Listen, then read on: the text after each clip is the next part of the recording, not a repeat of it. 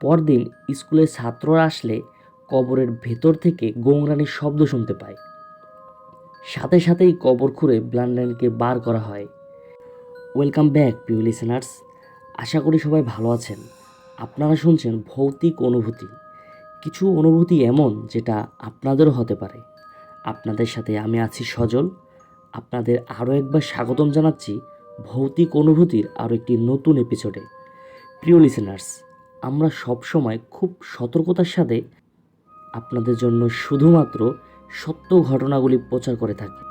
চলুন শুরু করি আজকের ঘটনা। আর একটা কথা, অবশ্যই আপনারা ঘটনা শোনার সাথে সাথে ঘটনাটি অনুভব করার চেষ্টা করবেন।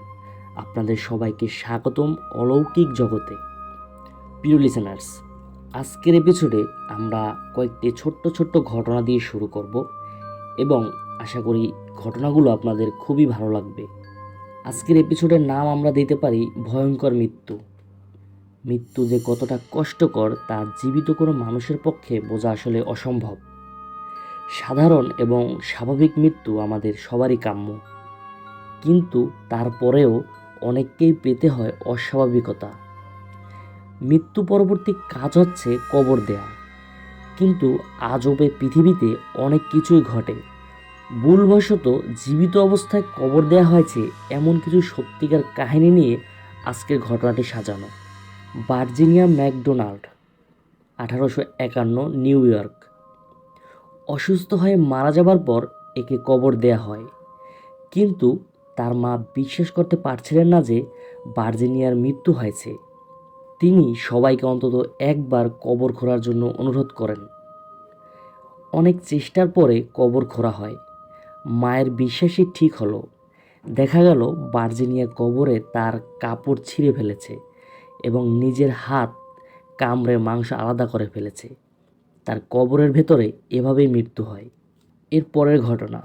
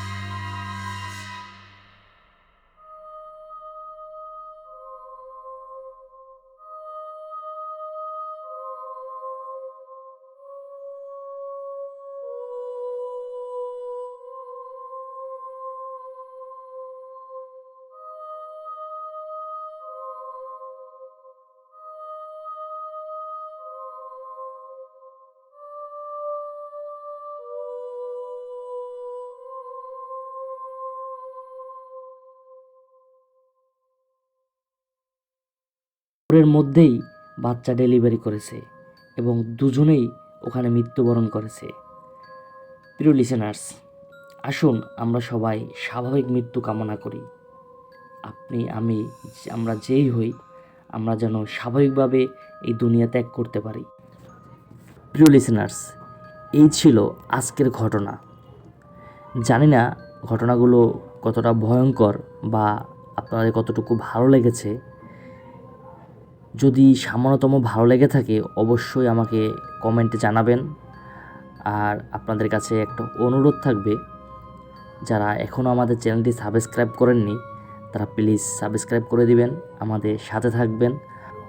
আর আপনার সাথে ঘটে যাওয়া সত্য ঘটনা অথবা আপনার জানা সত্য ঘটনাগুলো রেকর্ডিং করে অথবা লিখে আমাদের ডিসক্রিপশন বক্সে দেওয়া হোয়াটসঅ্যাপ নাম্বারে পাঠিয়ে দিন আমাদের কাছে।